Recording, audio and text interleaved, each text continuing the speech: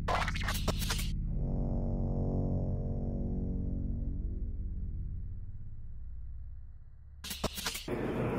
name is Alexander Sverdlov, and I will speak in English because I've been abroad since this high, since 7 years old. So my Russian technical terms are close to zero.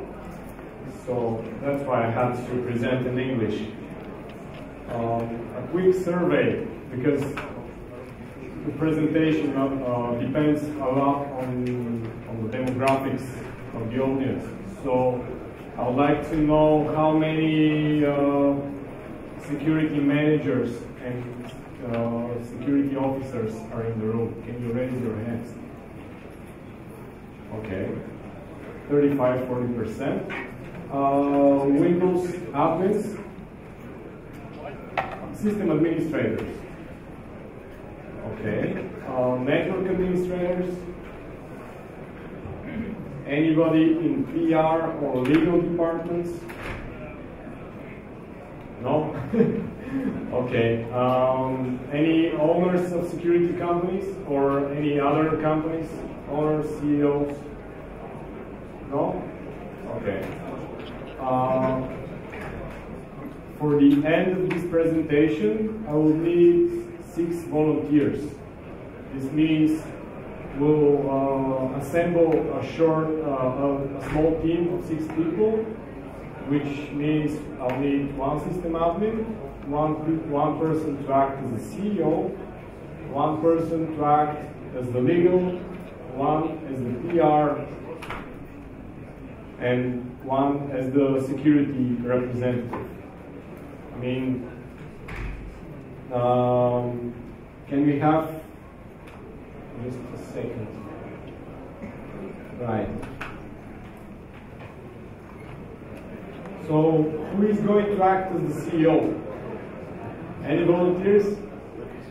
In order to act as the CEO, you need to be, let's say, you need to be the tough person in the team. You need to ask tough questions. So let's say we'll assemble a small incident response team, and the CEO role will be the one who will ask the question like, how quick can you solve this? And he will put pressure on the others. And that's basically the role of the CEO in incident response. Okay, we have one more. Remember, you will be the CEO. Okay. Who is going to be the head of IT? Head of IT, he responds to the CEO, he reports to the CEO, everybody else will report to the head of IT. The security person and the system admin will report to the head of IT. 1 volunteer for head of IT. If you are already in this role, it will be very helpful. If not, you can play. Come on. It's a play, it's a game. Come on, guys. Okay. You are first. You will be head of IT. We need 1 system admin. 1 system admin. Somebody very technical. Preferably, in administering Windows networks. Come on. Anybody? Come on, 1 hand. 1 system admin. Okay, we will get to this when we get to this stage. I'll ask again, but we will actually, it will be very useful to assemble this team and see how things work. And also 1 HR and 1 PR, I guess. At this moment, we can probably figure something out because there's some stage fright. People are probably worried about appearing in front of others. Right.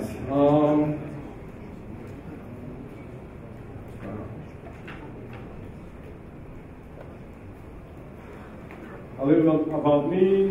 I'm working at a Bulgarian bank. IT security officer. You can see my social profiles on the slide. The focus here will be mostly on prevention, because in incident response, in incident management, prevention is going to be your work 90% of the time. So if you imagine your day job, if you're only doing incident management, prevention will be most of your job. You will have to, at least until your organization is ready to handle incidents, you will spend quite a lot of time on prevention. And that's why most of the work today will be prevention. By prevention, I don't mean prevention on paper, because I don't like prevention on paper. I really don't like it. You will need some paperwork, but it will be a little bit. Most of it is technical. You'll need technical measures to prevent incidents, to detect incidents, to analyze incidents. You need to assemble tools to handle incidents, to analyze them, to gather proof, to gather evidence. And you also need quite a lot of people skills. Because when an incident happens, everybody hates you. If you are the security person, you'll get quite a lot of fire on your head.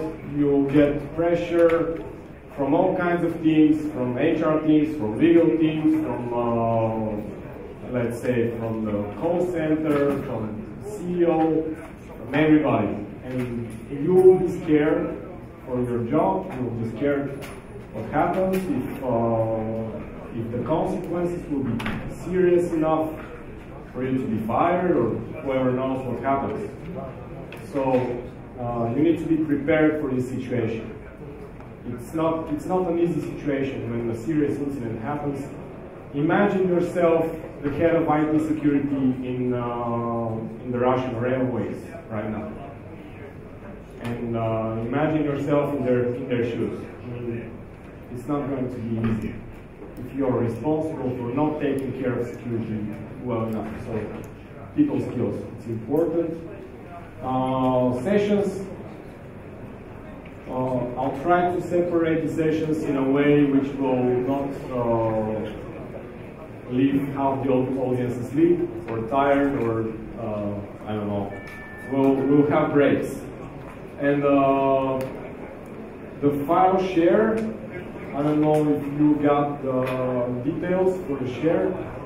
I don't know what is the IP address. What is the IP address for the share? What's the network? The network share where the materials are. Web server.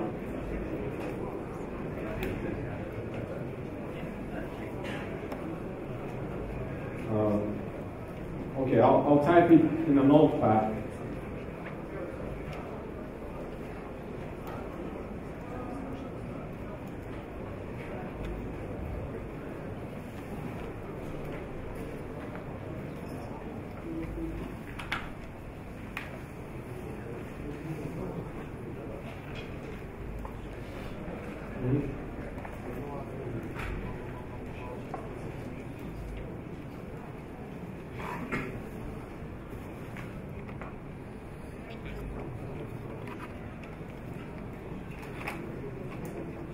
Can you see it?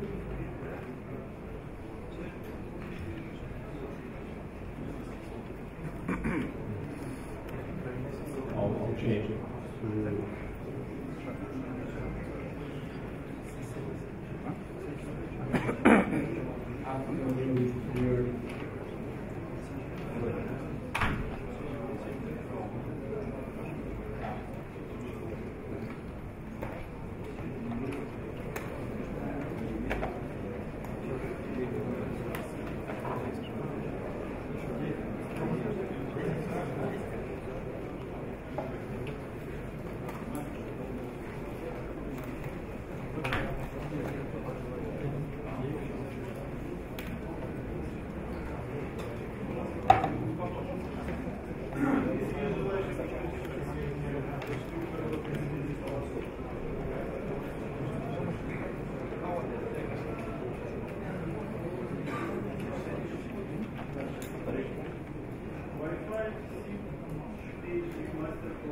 Ага.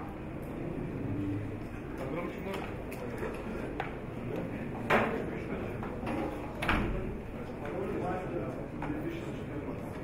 Еще раз? Мастер 2014.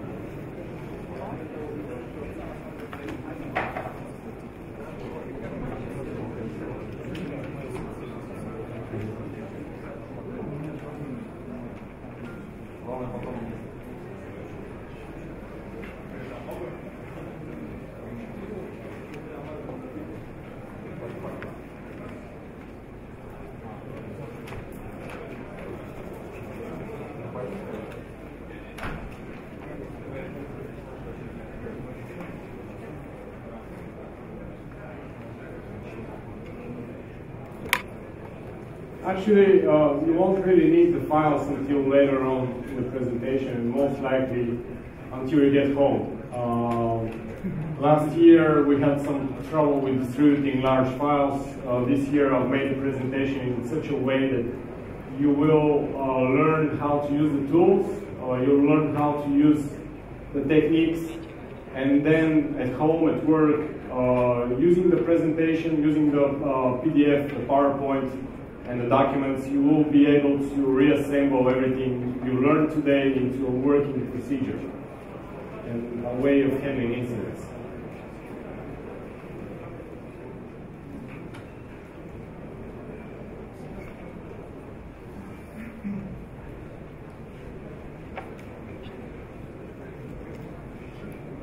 Okay. Boring stuff first. Boring stuff is always the paperwork. And without the paperwork, your incident response process and incident management will be chaotic. It will not be structured, you will not know who to contact, when, what to tell to management, how to assemble your team, and how to react in a crisis. And these documents, the policy, you'll need to create a policy for incident response and a plan for incident response. And then when you're ready with the plan, you create the procedures. And the procedures are separate for each business area, for business critical applications, servers, and attacks. We'll talk a little bit about procedures because they're not really part of this. They're too technical in detail. I'll quickly go over the documents. Just to show you how simple they are. They're just too simple.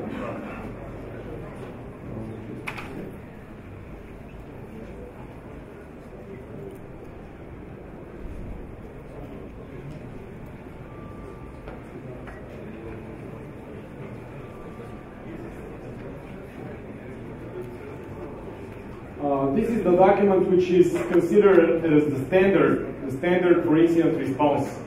And it might seem a large document, but it's not really large. It's very, very simple. I would say it's too simple. It's not really detailed. It's only giving you the structure on which to build. For example, let's see the policy elements and the plan elements, 2 pages. So it's impossible to use this as your policy or as your plan, but you will see the exact elements and plan, the exact elements for these 2 documents. It's just the building blocks, and when you get these building blocks, you will only be able to create the actual working documents with each consequent incident. Each incident will improve your procedures. There is no way to create something right off the bat which will work. It will not work. It's just impossible to create something to work from the start. But it's a good building block for the beginning. Now, how incident response works. It's basically it's 4 stages, but really it's mostly preparation and detection and analysis. All your daily work in incident management will be preparation, detection, analysis. Preparation, detection, analysis. In the unlucky event, you'll see an incident. You move on to the next stages. It will be really rare, but you have to be prepared. And that's why the first is most important. Unfortunately, containment, eradication, and recovery sometimes is more urgent than detection than analysis. So analysis might come in the post-incident activity. If it's urgent to get a business critical application up and running, you might have to get it running first, after gathering evidence. Remember this, always gather evidence first, then get the business critical application up and running. It's very important. There are ways to gather evidence in a matter of seconds, in a matter of minutes. So we'll talk about quick evidence gathering later on. There are also ways to gather evidence during an incident, before actually getting the application up and running, or whatever service is down, or whatever happens. Post-incident activity, it's basically you gather everybody who was involved, get them around the table, and start discussing what happened. Get your documents, the policy, and the incident response plan. Get them on the table and start improving them using the know-how from this incident. You'll know what you missed, what weaknesses need to be improved, or what procedural elements need to be improved. That's part of the post-incident activity. And situational awareness is the first step in incident response. It might seem too simple to check websites, but it's not that simple. You have to do it. You have to do it every morning when you go to work. You need to open the Twitter feed. For me, Twitter is the #1 source of information, which is up to the second. Websites don't get updated that frequently.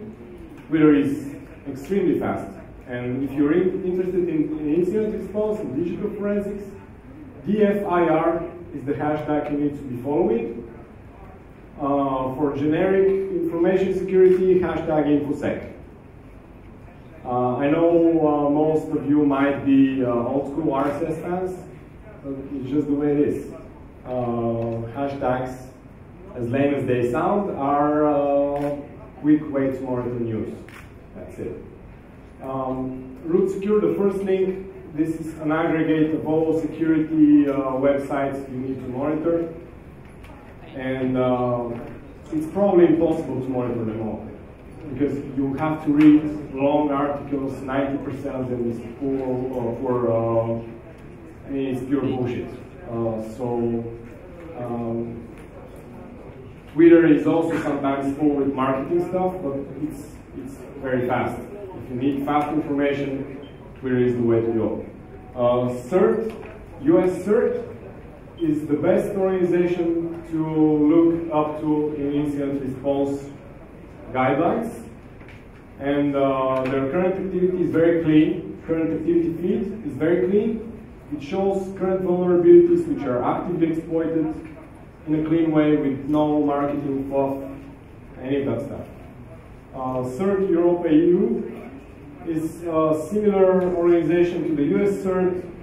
It's just an aggregate of all latest news in an algorithm which is based on popularity. And that's it. That's for monitoring news. Rights is a huge risk. Not really irrelevant risk. I mean, too big risk to keep it that way. You have to change it. I'll talk about how to implement it in one of the next slides, because it's difficult. All your system admins, if you force them to use a limited account, there will be a riot.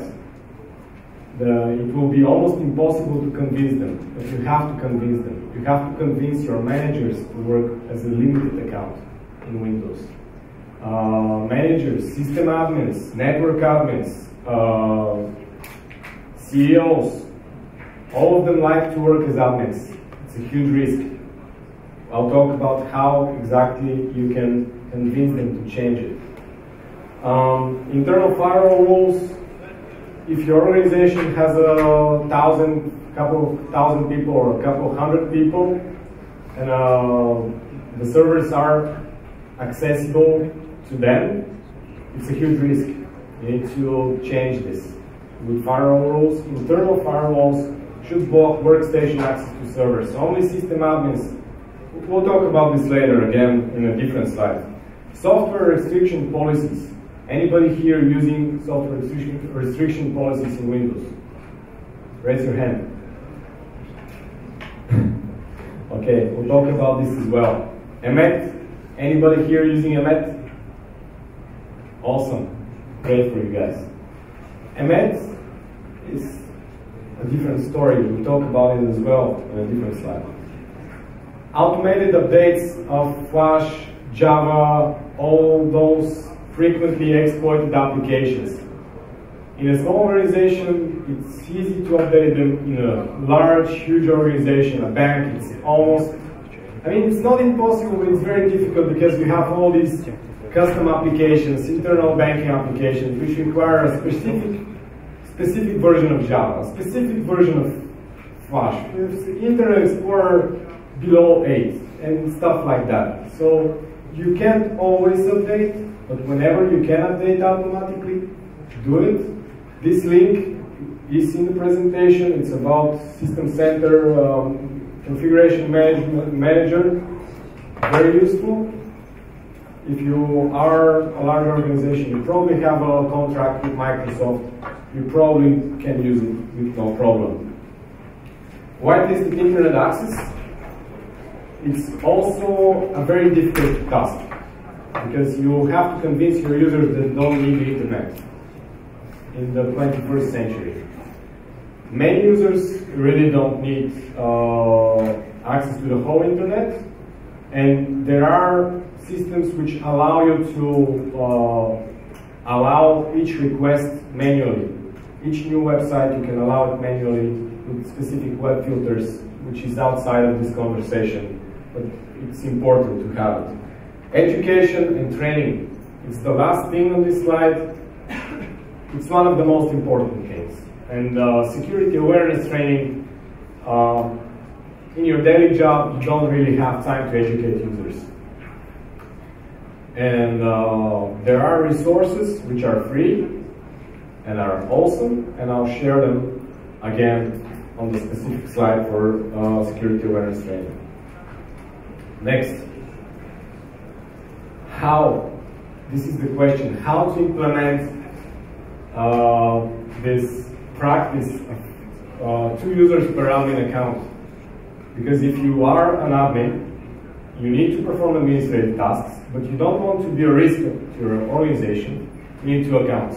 1, your daily job. 2, for admin tasks. For these 2 users, you need 2 groups.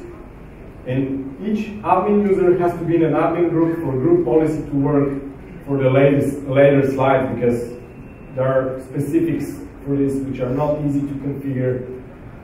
The explain why is very important. You can't force a system admin to do something. You have to explain like to a human being. I know they're admins, but they're also human beings.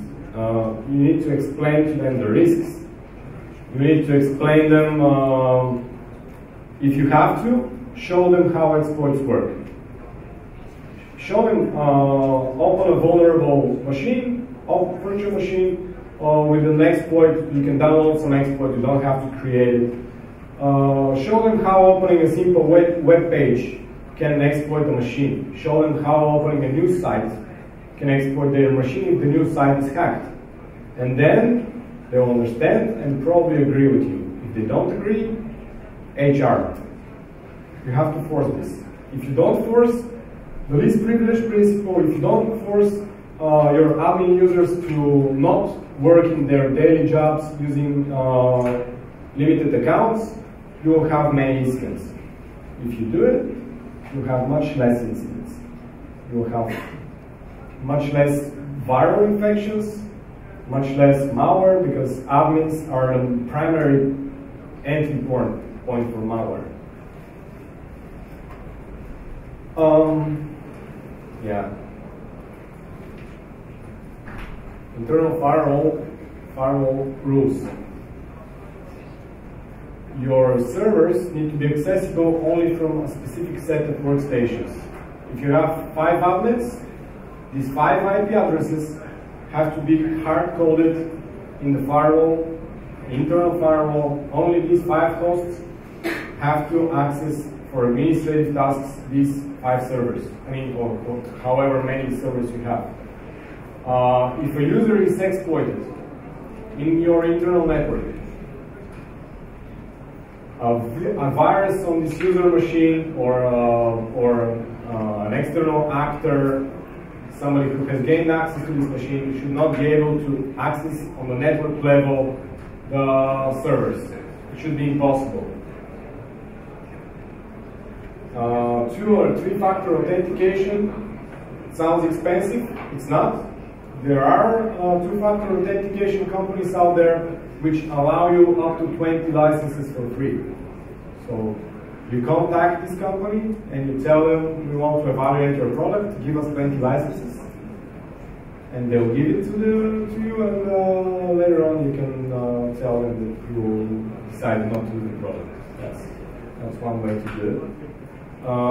But 2-factor authentication is a really good idea, because if somebody exploits your network, your Active Directory, if the admin can only log in using a token or application on their mobile phone, your servers are secured.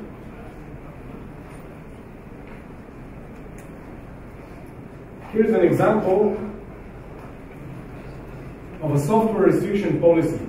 And this specific policy does not block the execution of specific applications. It's for one vector of infection which is very frequent, and this vector is external devices. People bring in external devices. I've seen mobile phones spreading malware. They plug in their mobile phone to charge it, Android phone, and it starts spreading Windows malware. It happens. You have to stop it. You can think you stopped it with autoplay turned off, but it's not really the case. Turning autoplay off is not the solution. This software restriction policy stops executables from running if they are inside a browser or an external device. Imagine your browser is exploited, it starts an executable, it's initially executing in temp folders. This policy stops this. It's impossible to execute from temp folders using this policy, as well as from USB drives, mobile phones. It will, however, if you deploy it from this presentation, it will break your network. It will break your way of working. So there are specifics. You need, previously I mentioned the 2 users, one limited, one admin user. The 2 users have to be in separate Active Directory groups, and the policy should be applied only to the limited user. Which means if you're working as admin, it has to be disabled, because your admins will need to install software. This policy breaks software installations. But if you have 2 groups and the policy is applied only to the limited group, it will not break software installations, it will not break browsers, it will not break applications in most of the time. So keep that in mind. Most of the time, this policy will work. In some specific cases, you will have to disable it per user on a user basis. But if you implement it, it will be a huge improvement and a huge decrease of incidents.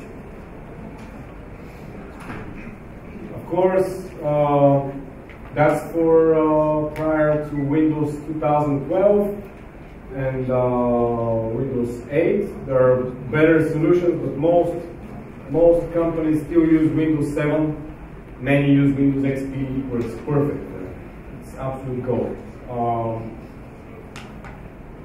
It works.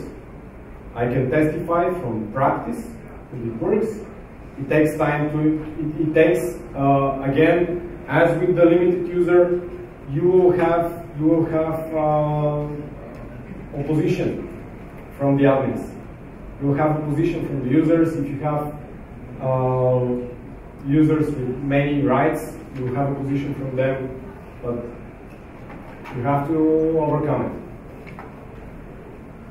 If you want to have this policy, of course.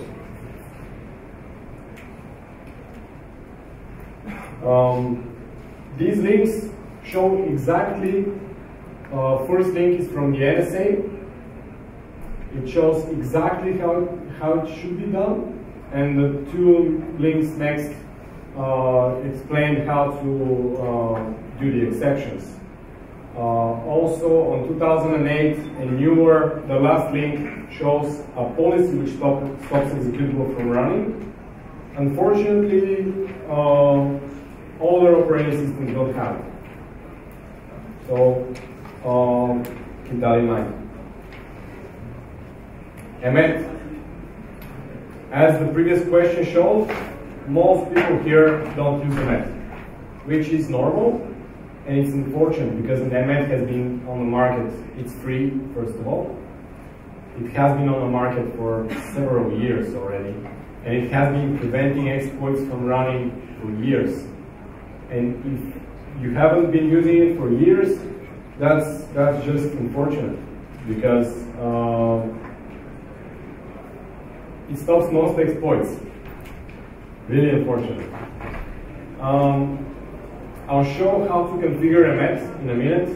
There are specifics to configuring it, to making it work. Again, you will have applications break on you. All kinds of applications will start to break. It has some incompatibility with some antivirus software. Again, tweak. You have to tweak in order to make it work. It's not working as smooth as it should as a Microsoft product, because it's a Microsoft product. I would believe Microsoft knows their operating systems and products well enough not to cause Outlook to crash when you run Emmet, but it happens.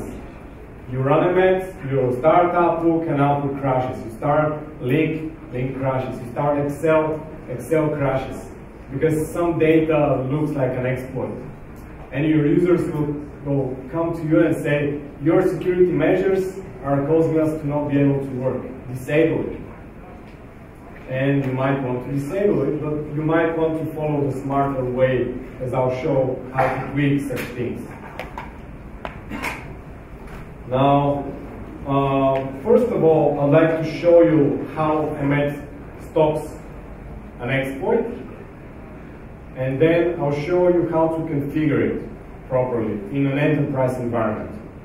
Also, on your personal machines, highly recommended. Stopping exploits without an antivirus is awesome. There has been one or several researches on bypassing Emmet, but so far it's just scholar work, and it's not practical to bypass Emmet. It's very difficult to bypass it. It raises the cost of exploit development so much that mass exploits will not work. I mean, they will not be able to bypass it. It's just it will raise the cost too much. Also, if you have Windows XP in your environment and it's not supported anymore, install Emmet. Absolutely necessary. Do it. It's probably one of the little defenses you have left for Windows XP, besides limited user and software restriction policies. So now I'll run a virtual machine which shows how it works. Let me just start it real quick.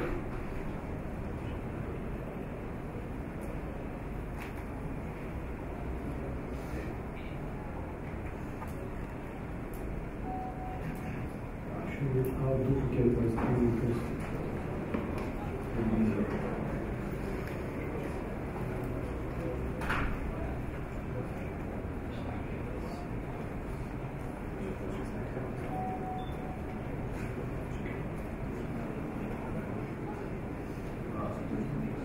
okay, here we have MS. It's installed, it's this big. Wow, it's not working. Wow.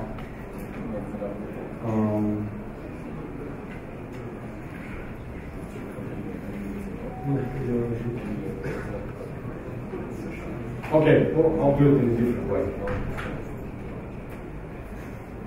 And now I have to watch the screen. Okay, here's a Windows XP machine which has been protected by a Mac. And a Mac is this little application here near the tray. If you try to run, this user here is an admin. It's working as admin, and it will still not be able to launch the application from the tray. It's normal. You have to go to program files to run the GUI.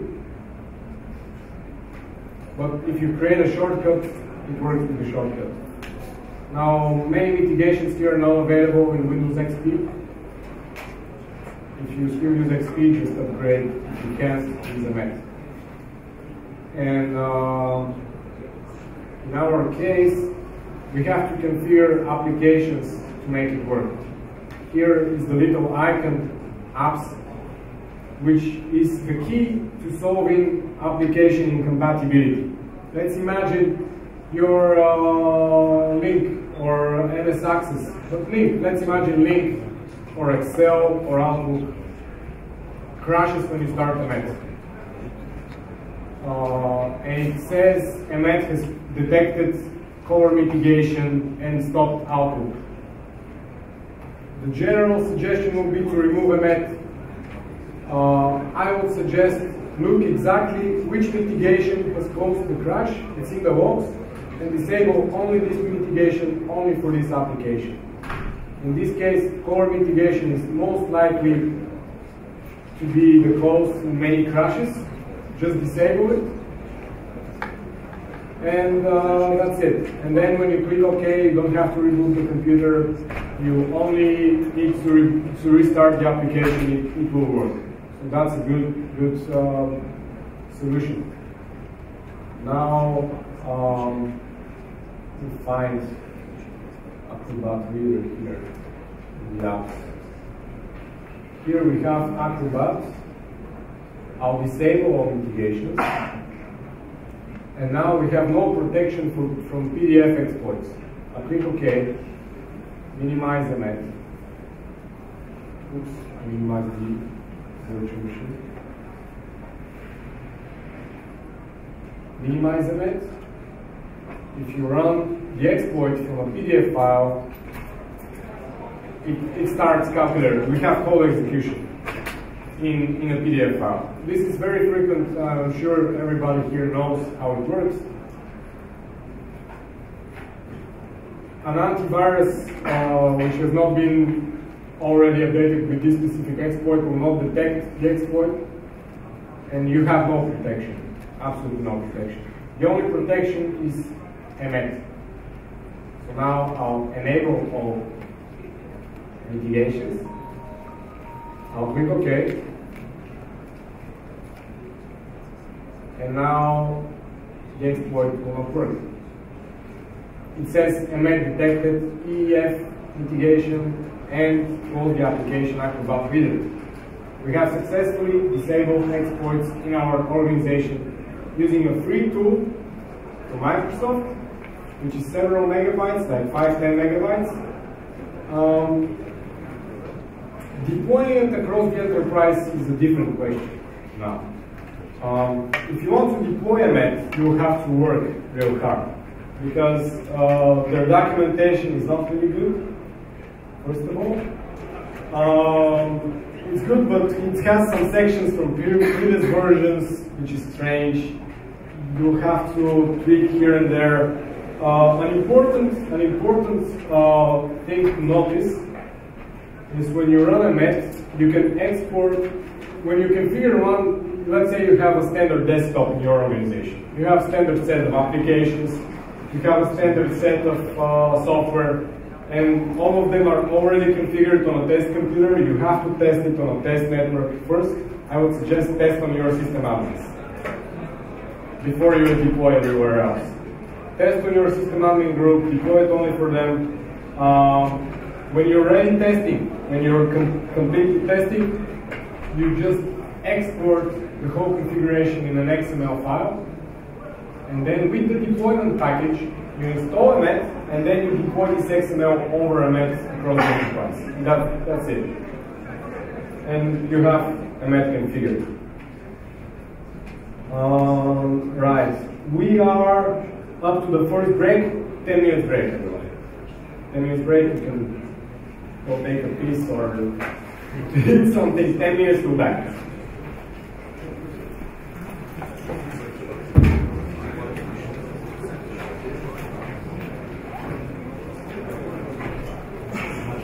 Almost everything on this slide that was discussed in the last hour will not be liked by your system admins. Almost everything will not be approved by your users, because it will cause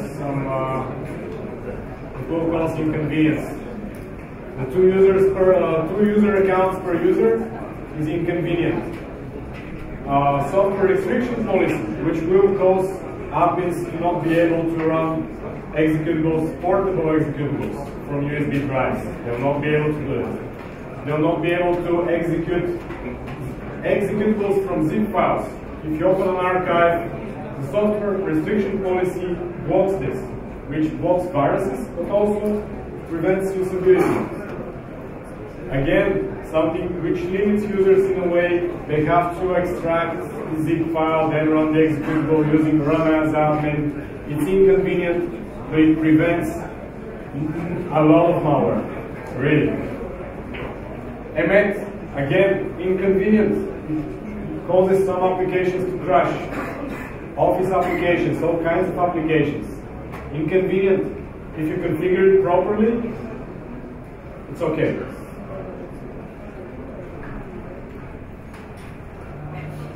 Let me get to Met again. Just remember, click on the apps, configure your applications which are crashing with specific exceptions, and you're good to go. Now, internet filtering. You know, Internet Explorer is not something which should visit external websites. It's usually only for internal applications which require Internet Explorer. Many companies still have such applications.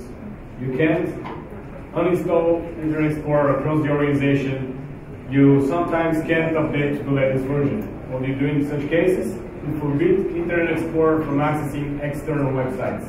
There is no logic behind opening a new site or Facebook using Internet Explorer or any other external website. So this link here, the first link, it will be in the presentation. The last slide will contain a link to the PowerPoint. Just follow it. If you use Quit as your proxy, you can block Internet Explorer from accessing external websites. Web filters, I will not mention specific products because I'm not here to advertise any web filter. If you have not purchased a web filter yet, please make sure your web filter can detect and block shellcode.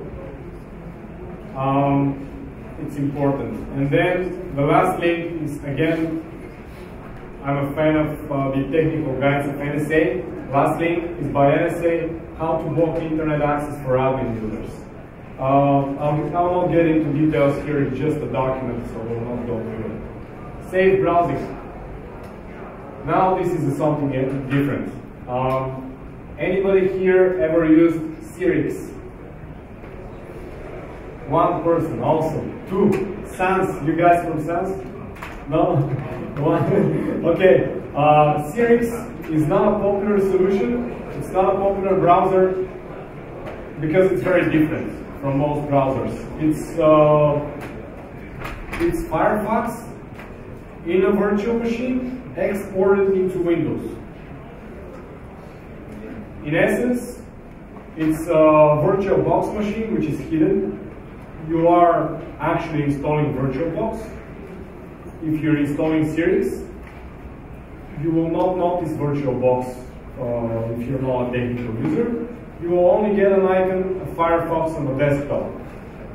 When you browse a website through this icon, through this Firefox instance, it will go through Linux in the VirtualBox, access the internet, and to your desktop. If you have to download files, there is a specific folder which is shared between the two machines, which actually prevents any exploit which is written for Windows.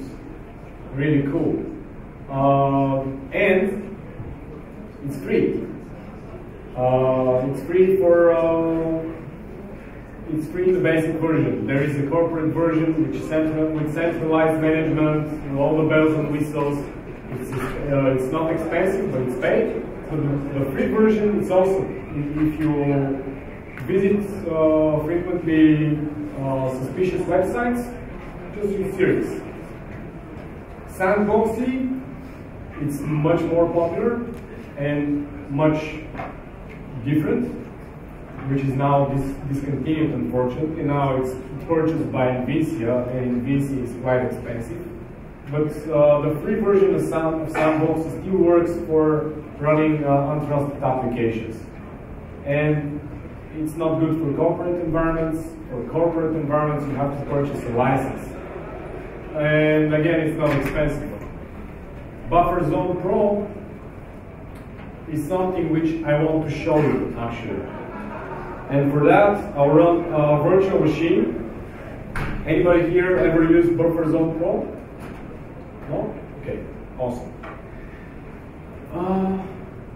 Let me run a different virtual machine now, which has Buffer Zone installed, and it has some pretty nasty rootkits ready for testing.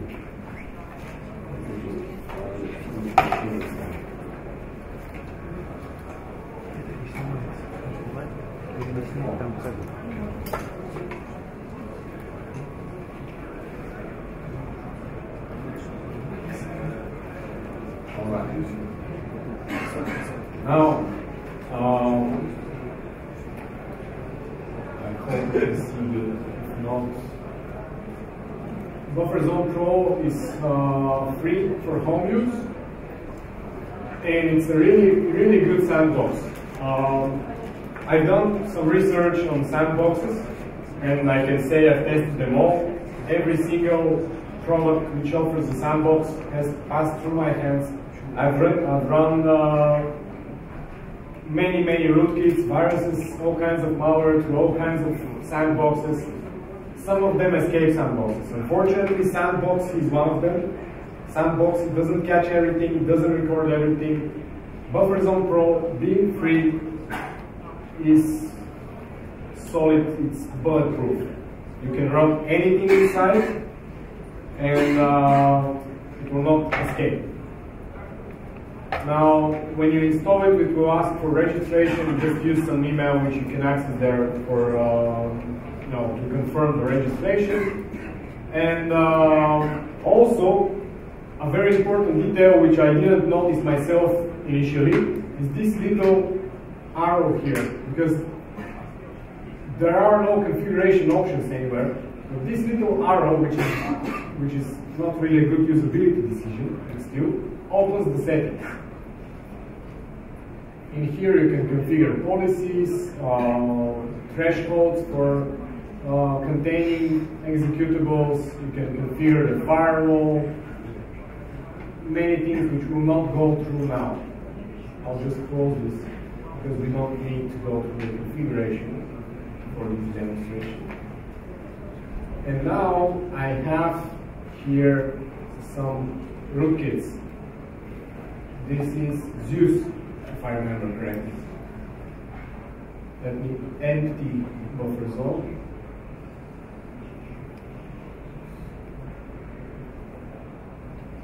It's as difficult for me as I believe it's difficult for you to see everything. Just remember that here is the option to empty the sandbox.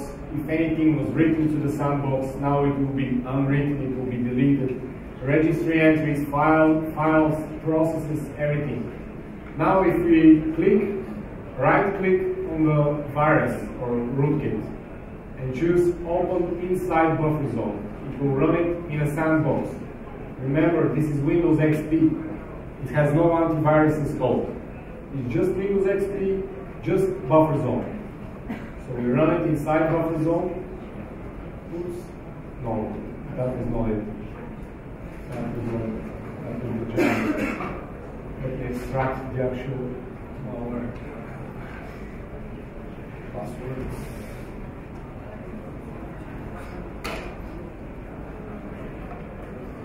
Okay, here it is. It says that it's an invoice. Let's open it inside buffer zone.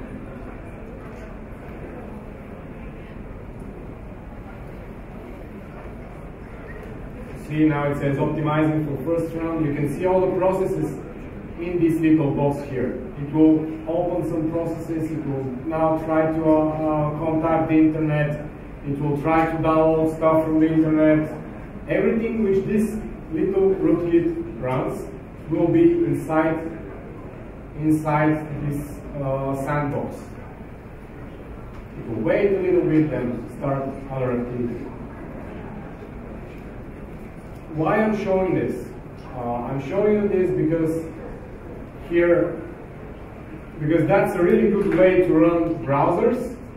It's a really good way to run any application which accesses the internet. And if there is an exploit, if there is a virus inside, you can just run it in a sandbox. Everything which this application has written is inside this folder. It's still waiting, or I suspect that it's detecting that it's running a sandbox for a second time. The first time you run it in a sandbox, it creates many more files. Now, you can, please remember this because you will need to know about this application later. When there is a malware incident in your organization, some user has downloaded a file and infected their machine.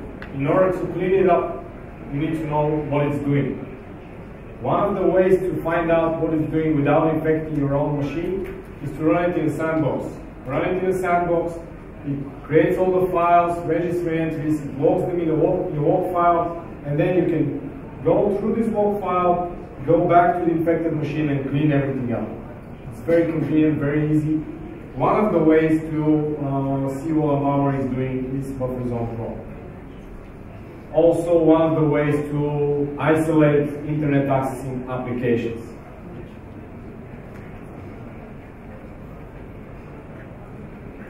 Lastly, Kumolo offers a sandbox for free. I would not say it's really good. And some antivirus products offer sandbox. I will not mention any product because I'm not advertising any product. Just when you look at antiviruses, when you look at features, and when you decide which one to buy, you can check if they offer a sandbox. You can test the sandbox, see how it's performing against other sandboxes. It's a really important feature. Let's go back to the presentation.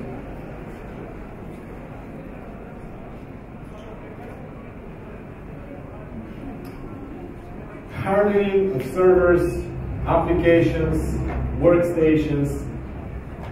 There are online guides and articles. I don't recommend using guides and articles. It's not the proper way of hardening a system. A single person who writes an article or a team of people cannot write an article good enough to cover everything. However, these security requirements guides and security technical implementation guides, this is Defense Information System Agency of the United States. their security requirements guides and security technical implementation guides are not really documents. They're XML files. And these XML files contain everything. Absolutely everything in the operating system, every feature, everything you can configure, every file permission, everything is in these XML files. NSA also offers hardening guides. If you use the two of them, in the middle you have perfect security, perfect hardening. But it's not easy. I'll show you now what an SRG is, what a STIG is. I'll actually show you a STIG. And I'll show you how to view them. I'll show you how to create a checklist and use them for free. If you want to use a tool which is automating the checks for an operating system and automating the audit of an operating system for compliance with a specific setting, there are tools out there which are expensive, but you can buy them, you can use the free procedure which I will show you now. It's your choice. Now, let's open the STIG viewer.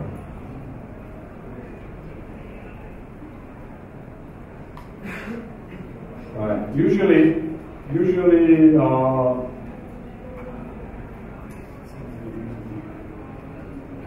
okay. Usually they come in these little zip files. Apache something version _STIG.zip, and there's also a STIG viewer, which is a Java application.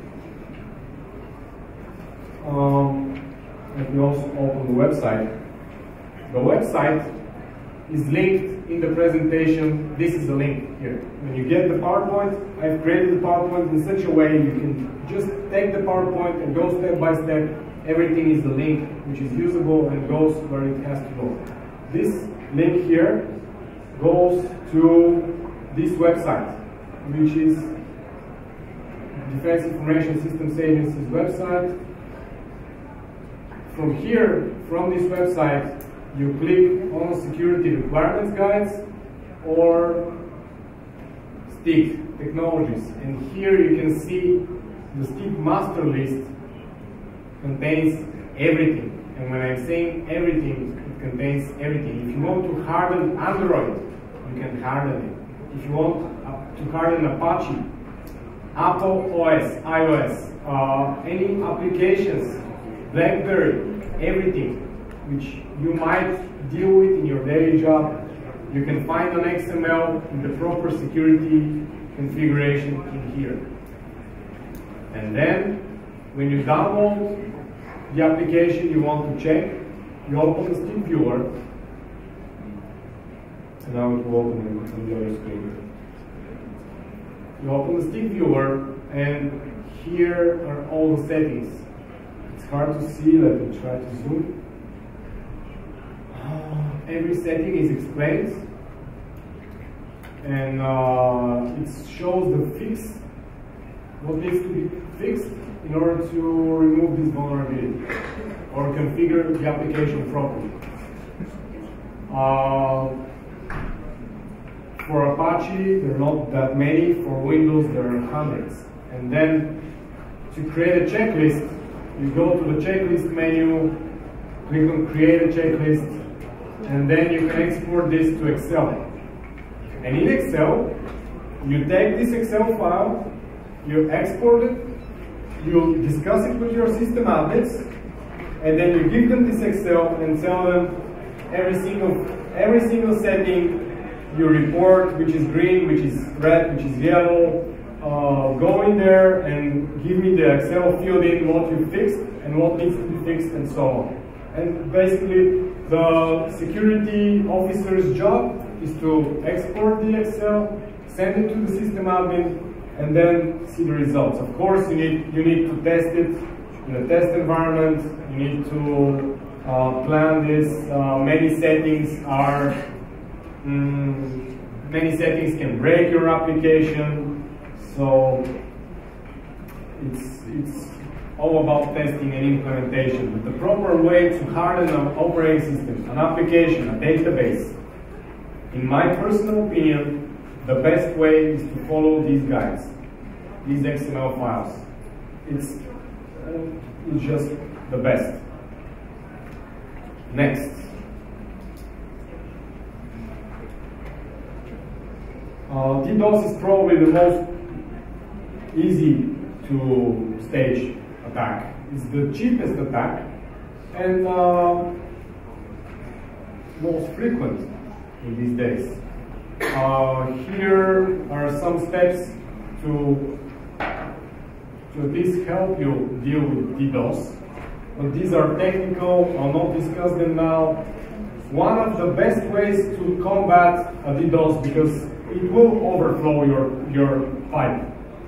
Any technical measure you implement will be relevant for a few minutes, and then they will overflow your pipe. If you don't have a DDoS service provider, you're pretty much old.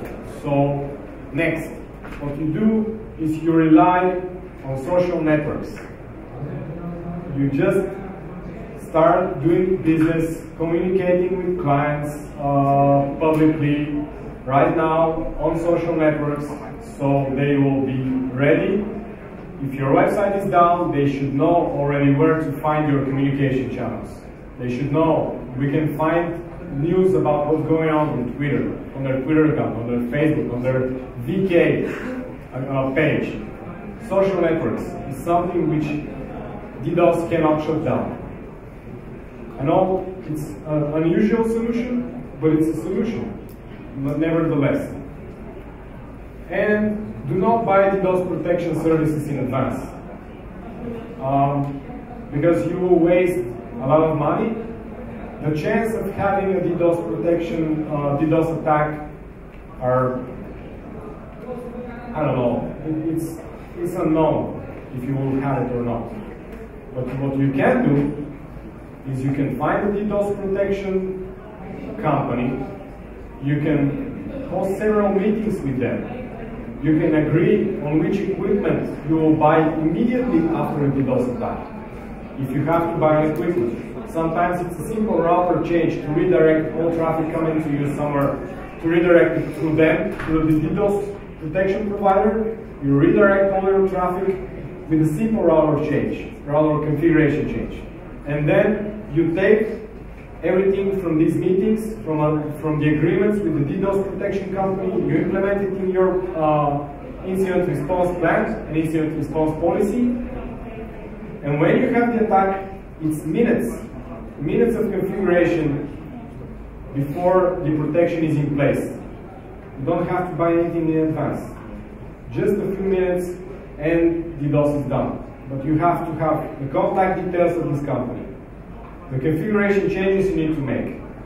And if you have to have a way to get their equipment to your location quickly, in advance. It will speed up the reaction very much, and you will save quite a lot of money in monthly installments, which you might never need. And very important, training, security awareness training. Your IDS and IPS systems will not catch a custom attack, a custom attachment, a custom malware written specifically for you. Never. They're useless and expensive. Your users are, if you have 1,000 users, they're free, not really free, but they are very effective IDS IPS systems. If you train them well, if you train them to send you any suspicious email, any suspicious attachment, they will be your IDS and IPS system.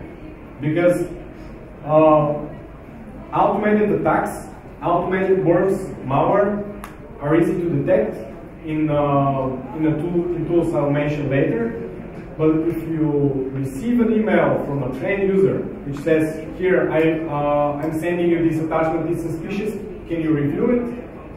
If you review it and see that it's a custom attack specifically for you, which is not detected by your IDS and IPS, then you can start your incident response plan immediately, because you know somebody is after you In this moment, when there is a custom attack at you, the user has sent you the attachment, you know you have to be ready for something serious. Otherwise, if you just rely on some appliance somewhere, which is signature-based, you're screwed.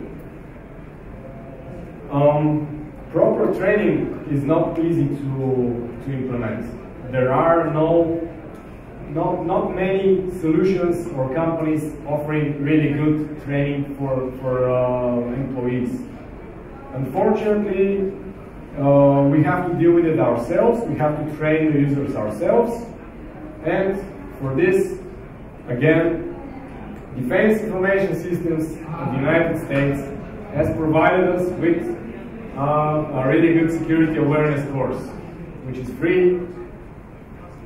You can download it if you ask them really nice. They will send you a download link. And it's awesome.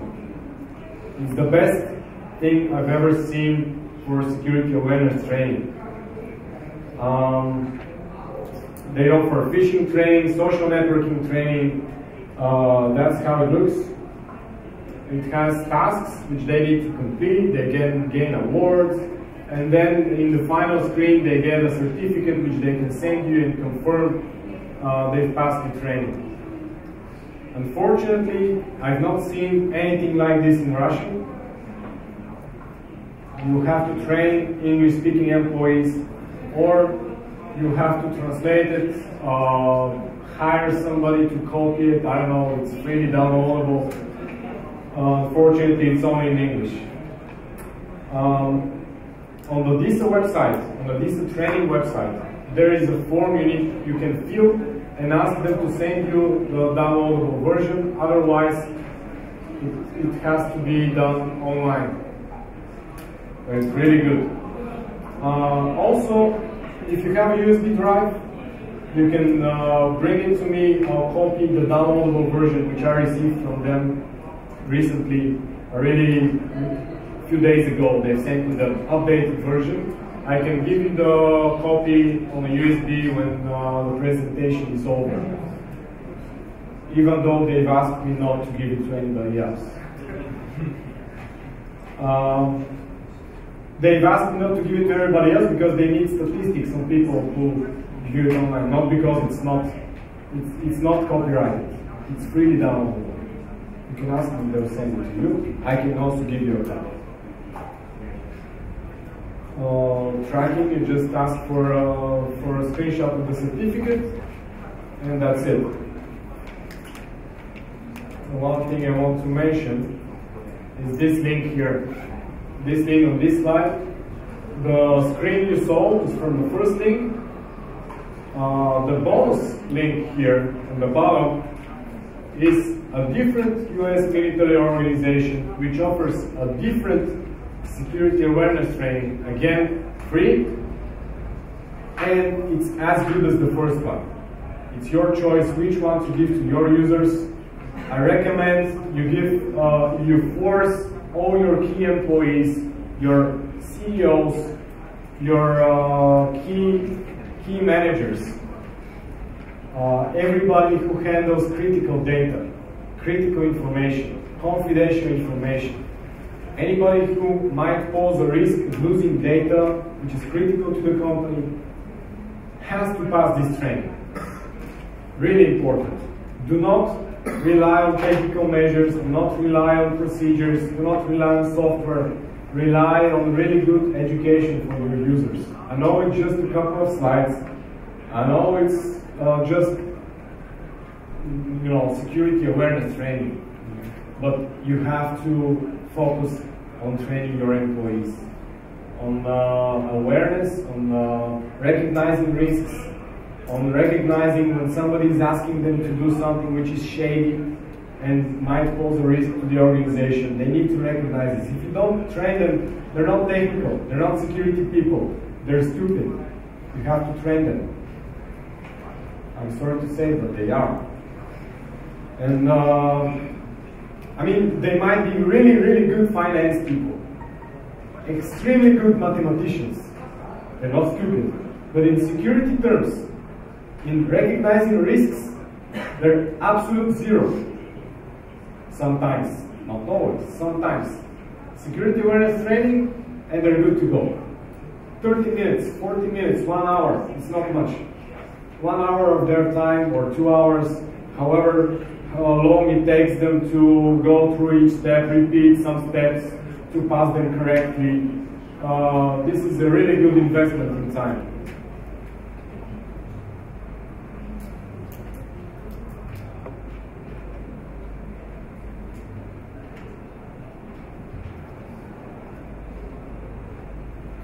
Now, incident detection. Unfortunately, relying on appliances, as I've already said, will get you not far. You will not detect many incidents from your really expensive firewall. You won't detect many incidents from your really expensive antivirus. Because antivirus, if you see something in the antivirus centralized console, it's already been cached and it's nothing. Unfortunately, 30% of all malware just passes by, just infects your machines, is not detected, and 30% is a really high percent. I suspect it might be more than 30% already, but it's around 30 and more of all malware globally is not in the signatures. So you have to live with this. Every day at work, when you try to protect the company, just keep in mind 30% of all malware which enters the company can infect it immediately with no protection whatsoever. There is no protection except what we've talked already. Software exclusion policies meant 2 users per admin, and some other things we'll also discuss, like network security monitoring. Your logs are important. As we'll talk in one of the next slides. Logging is boring.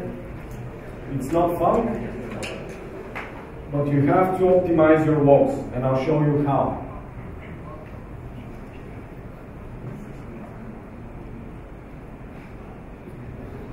Has anybody here implemented a SIEM solution or centralized logging? Awesome. 35% of people, okay, 40% of people have centralized logging. Have you done analysis before you purchase the SIEM solution on which events are most frequent and how much storage do they take? Some people do, some people don't. But I would say most of the events in the logs are useless. You can get rid of them. And when I'm saying most, I'm saying before optimization. When you optimize your logs, events in your event logs will mean something to you. They will not be meaningless. And I'll show you how to optimize your logs. Here, this point is important. In Windows event log, you can export to CSV. Export to CSV, open it in Excel, and do an analysis of your most frequent events. And then you will notice something very, very interesting. Let me open a group, GPA.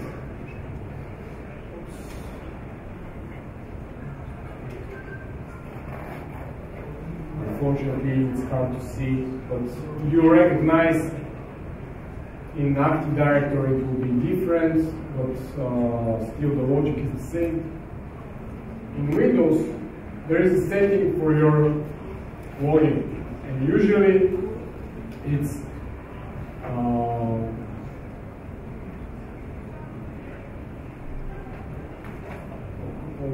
audit policy. Most organizations only, let me zoom in a little bit. Most organizations only implement these policies for logging security events. And it's unfortunate because there is a setting which says audit object access, which is important. You need to have audit events for accessing to file shares, to files, all kinds of things. But if you enable object access here, it will fill your logs with all kinds of things you don't want. And again, every single of these items for audit policy can be drilled down with advanced policy. Advanced audit policy configuration is right below, right here. I mean, it's this one. Advanced audit policy configuration. If you configure even a single setting in advanced audit policy configuration, it bypasses audit policy, it turns off everything else you configured before, and then let me show you the difference. I don't know if it's easy to see, but before, on the previous screen, we had audit logon events. Okay? We have audit logon events, a single setting. In advanced audit policy configuration, the log-off events are 10 or more settings. And then you can configure each one of them. Each one of them in the details shows that on a computer it might be a low volume, on a domain controller it might be high volume. Why is this important? Because if you don't know what's in the logs, you don't know what's happening in the organization. You can't detect incidents, you don't know what's happening. It's impossible to know what's going on without first ordering your logs. And to order your logs, you follow these two links by Microsoft. First, configure the audit policies, and then you follow the NSA guide on configuring logs to detect adversaries and detect attackers. It's just difficult work. It's hard work. It will take a lot of time to tweak your logs. But when you tweak it, when you tweak the logs, you will have useful logs. You will know what's going on. And then, when you know what's going on, you can respond to incidents. You can see the incidents going. You can implement all the steps in the incident response policies. But first, you need to configure the logs. Half the document of NSA is about centralized logging. For a reason. You can't know what's going on without centralized logging. There are free solutions. I'm not mentioning any commercial solutions. Graylog is one of them. Octo is the other. I don't know why they choose this name, but it's a centralized logging solutions. I mean, I'm not saying it on camera. Graylog to Logstash, ES, and Kibana is a different solution, which is awesome. It's free, but it's very difficult to configure. Extremely difficult to configure. It's killing. You have to learn Elasticsearch database, and it's difficult. You have to configure Java applications, and Java is not my favorite. And basically, it's very hard work.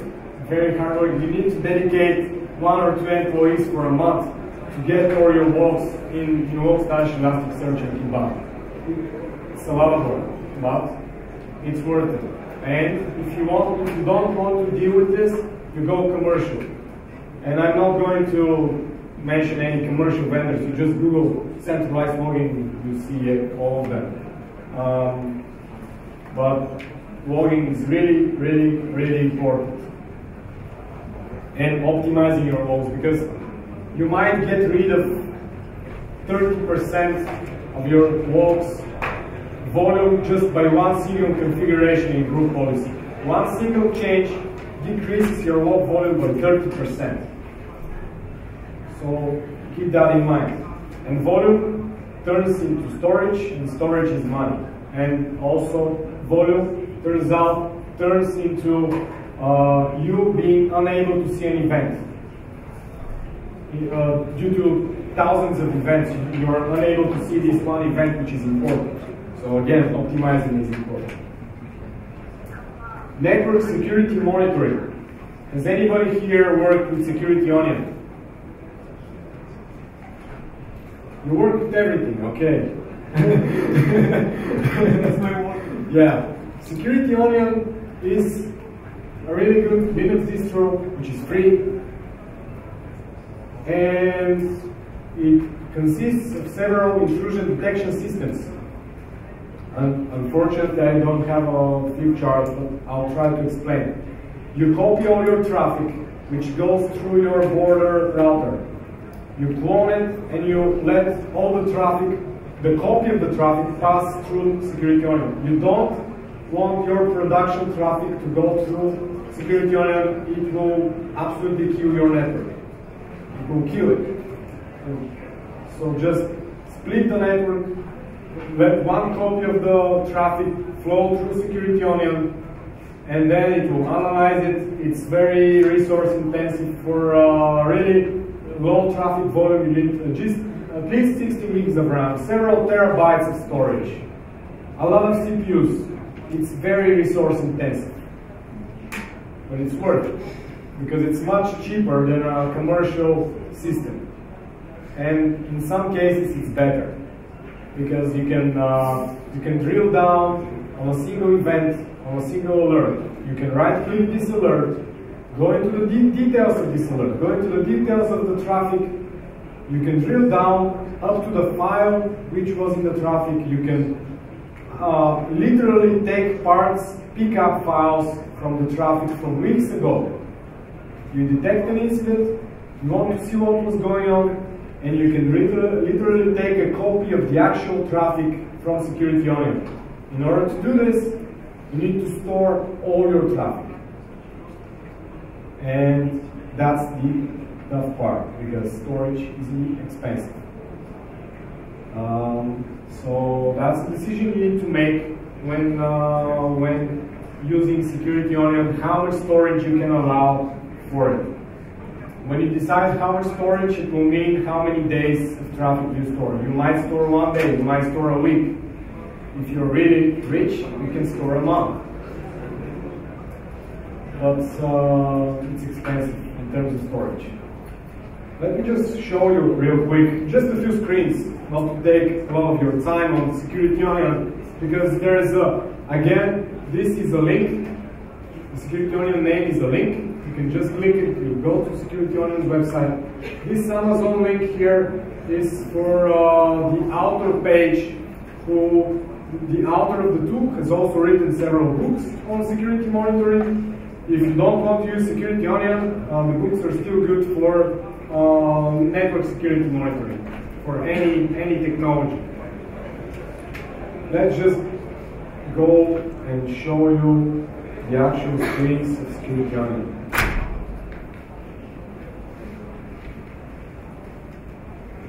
There are many tools in Security Onion which all work on the same traffic. If I can scroll. One of them is Squared, Squirrel. Let's go to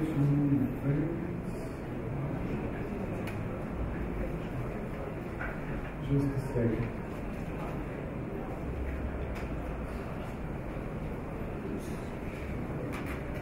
As with any demo, oh yeah.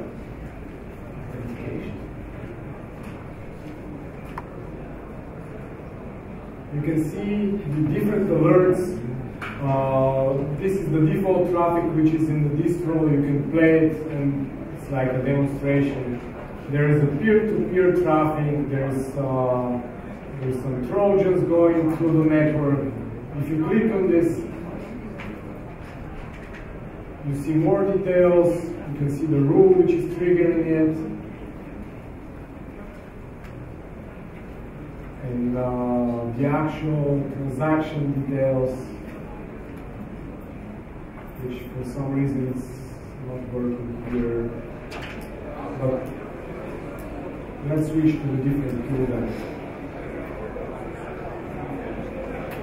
And see which one is the Trojan. Here, last one.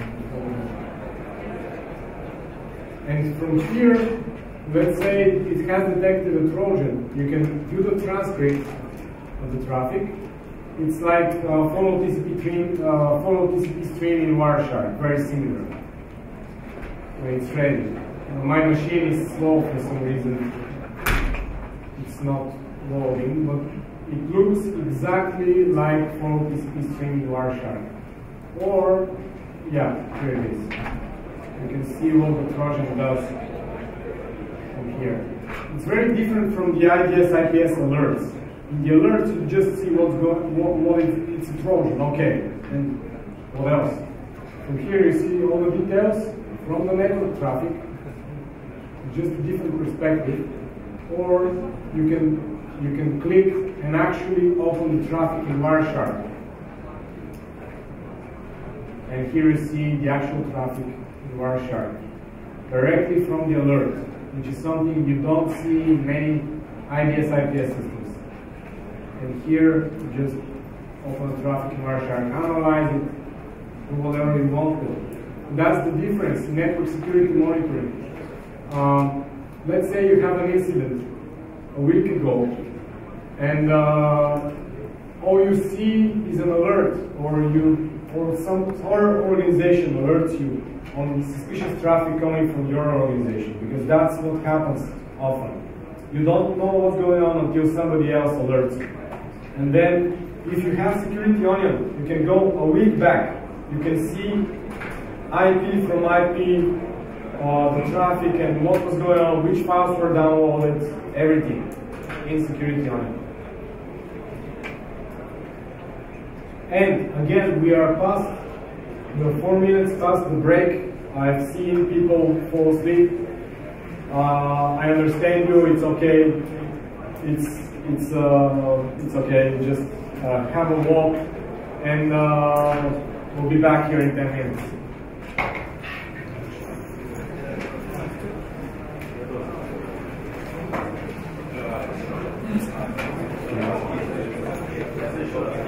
It's ready?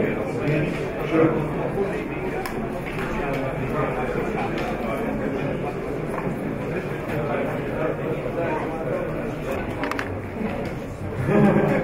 Да, продолжаем. Я продолжаю на английском, потому что мой технический русский просто не существует.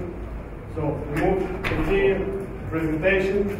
Last we talked about network security monitoring, and next I'll talk about third-party incident detection. And by third-party incident detection, I mean your internal tools in your organization sometimes might not see what's going out. And sometimes the data which is leaving your organization is leaving it in such a way that it's really difficult to detect. But when it's leaving your organization, it's landing somewhere. It's landing on command and control servers. It's landing in places in underground forums. And there are services which monitor these places. And if they see information from your networks, if they see information in botnets from your networks, if they see information in command and control servers somewhere which belongs to your organization or to your network, they will send you an alert. Best of all, it's free. So that's why I'm thankful for you staying with me until this moment, because now we are getting into the more practical part of incident response. These last hours will be more practical and more about analysis and actual response. Now we are going again through the detection phase, as I said, third-party services. The best service out there is Shadow Server. As you can see, it reports on all kinds of data which might be related to cybercrime. Is anybody here using Shadow Server? Awesome. At least we got 2 people. Awesome. It should be 100%. Why? First, it's free. Second, all they need from you is your AS from your network, autonomous system number and digit and letters. But anyway, all they need to know is which network is yours, nothing else, and your email address. So you give them your network, you give them your email address, and if ever data of your company appears on any cybercrime network, they will send you an alert. As long as you don't have an alert, you can sleep calmly, knowing that the networks they monitor don't have your information. Other networks might have it, but at least the networks monitored by shadow server don't have your information for now. And being a free report, it's just it's a crime not to have it. I mean, it's awesome service and it's free. Just go register and that's it. Then there's Google Safe Browsing Alerts, which only alerts you if any of your websites might contain malware or any of your web services are related to, are breached or hacked or serve malware. So they will send you an alert. It's nothing really fancy or really good, but it's still something and it's still free. You can still use it. Team Simru or Sanru, or I remember it's a Celtic word. I don't remember the pronunciation. It's in Celtic. It's impossible to do it. It's nothing like what you see. But Team Simru console is Camry. Thank you. Team Camry. Yeah. So Team Camry's console is very similar to Shadow Server in functionality, but it's not sending you reports. You can actually go in the console, see your traffic, see your TCP, UDP traffic, and if there is any malware traffic, you will see it.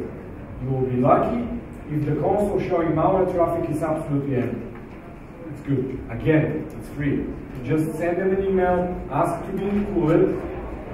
If they approve your organization, it's free to participate. All they ask in return, and they don't require it, they just ask if you want to collaborate and share some of your NetFlow data with them. If you don't want to share your NetFlow, you don't share it. It's your own decision. Just a matter of fair play.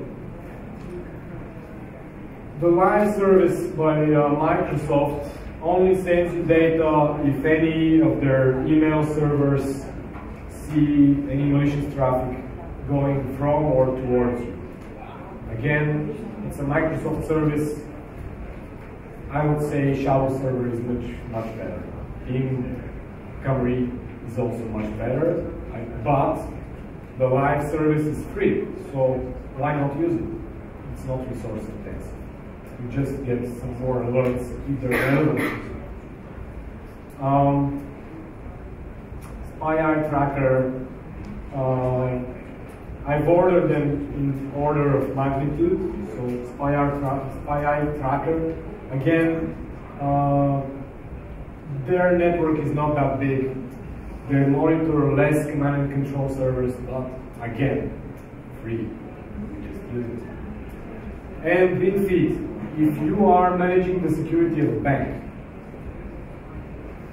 or any organization issuing cards, you can, again, for free, subscribe to Team Camry's BinFeed service, which you send them your BIN numbers, and you can ask your colleagues what a BIN is. If you don't know, I can tell you. A BIN is the first number in the Visa card, for example, the first several digits.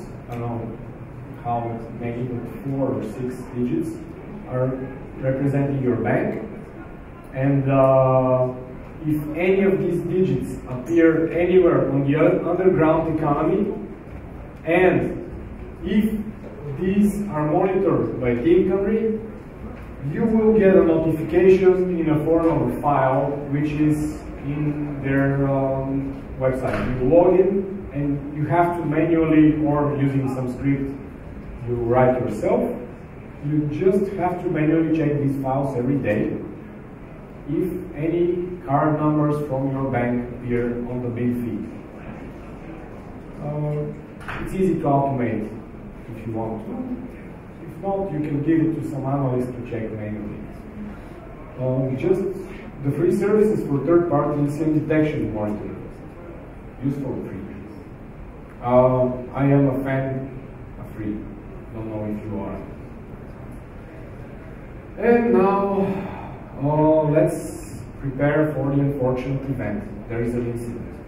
And there will be incidents, because there are all kinds of incidents. Most likely, it's an employee doing something they're not supposed to do. Most likely.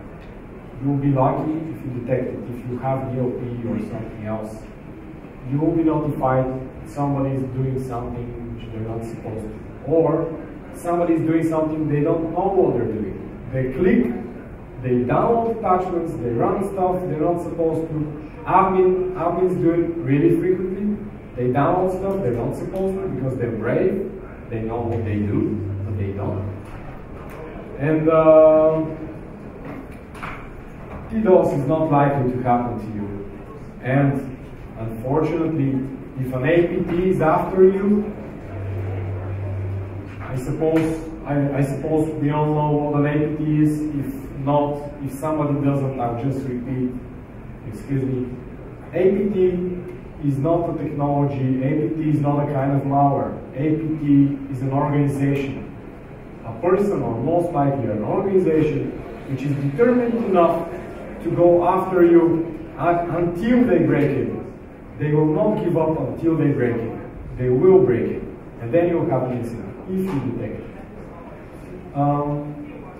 Unfortunately, if an entity is after you, there is little chance to succeed in protecting yourself unless you follow every single slide from the beginning, unless you have a method to protect from exploits, unless you have, which are not in a signature, unless you have software restriction policies in place, unless you have application whitelisting, which I didn't mention, because it's almost impossible to convince your management to implement application whitelisting. But if you don't have application whitelisting, an APT will be able to break it. So it's not easy to protect from an APT. Most likely, if they're after you, you will be dealing with the consequences. And in such a case, you need to know how to collect the evidence. You need to know how to analyze the evidence and how to respond. In most cases, forensic specialists are not available in most companies. There are no forensic specialists. So you will need to use tools which are easily understandable by system admins, by people who have technical skills, not necessarily forensic skills. And also, you need to be prepared enough to know how to collect the evidence in a form which will be useful to a forensic analyst. In case you need to pull in forensic company to come and analyze, you need to collect the evidence properly. And that's what we'll do in the next slides.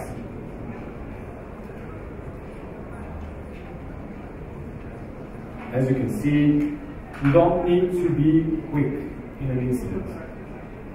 Or you may be quick, but you have to be prepared. You have to know what you're doing if you're quick. Random actions caused by fear, caused by pressure, actions caused by urgency to get a service up and running are dangerous. You might cause much more damage from quick actions than the actual incident. Remember this. An incident might be not as expensive as quick actions which are not thought well. You have to think things through. In order to be aware of what you're doing, you have to have your policies and plans in place first. Then you never act alone. Never. If there is a serious incident, or if you suspect it might be a serious incident, immediately gather the management, the legal team, the PR team, because there are things you don't know. We are IT people, we are security people, we are not lawyers. We don't know the laws as well as the legal team.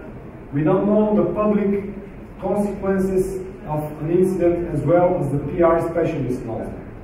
We don't know the business impact of an application being down as well as the CEO might know it, or somebody from the team which manages this application knows it. So gather the teams responsible for the application together in a room or in a virtual environment and start discussing. Tell them what's happening and try to organize it in such a way that it will be productive. Don't be causing panic. Try not to let them panic. If they panic, you are in trouble.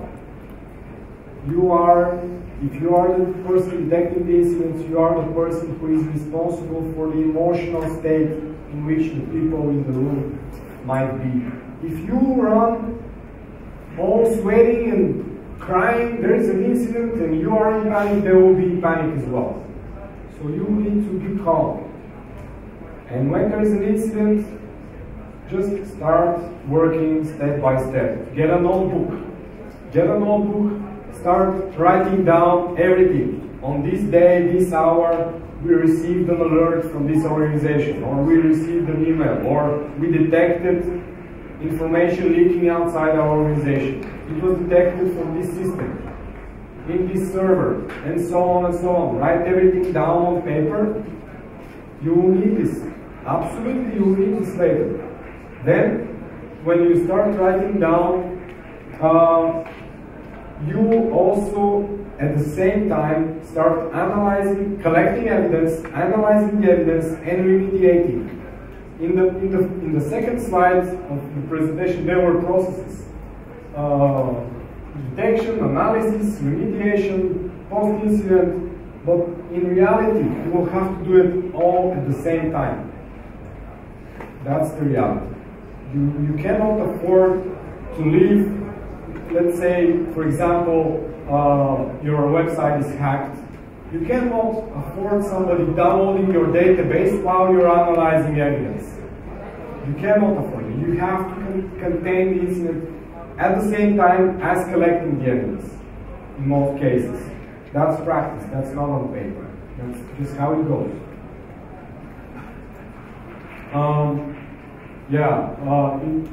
When there is an incident involving an employee, don't analyze anything yourself. Always inform the employee manager immediately. Try not to let the employee know what's going on. Try not to let them know there is an investigation. If they know there is an investigation and the action is malicious, they'll start deleting evidence. Try to make it as confidential as possible if there is an employee investigation. Log in remotely, start collecting evidence remotely. Don't go to them and ask them what you're doing. Never. But before you start collecting evidence, let the employee manager know what's going on. And they will think if it's appropriate for HR to be involved or anything else. You need a tool chest ready. You need a set of tools. I prefer having 3 USB devices. One small for quick actions, which is, let's say, 60 gigabytes. One larger for much bigger evidence collection, and one several terabytes USB drive. It's good if they are USB 3.0 for speed. If not, USB 2 works. If you can afford forensic data duplicator, awesome. I will envy you if you can afford it. But most organizations can't afford the data duplicator. So you will have to use open source tools. You have to use free tools or cheap tools, because most managers will tell you to use the cheapest thing possible. That's how it goes. And it's not bad, because the open source tools are sometimes as good. Most times not. So they are as good for collecting evidence.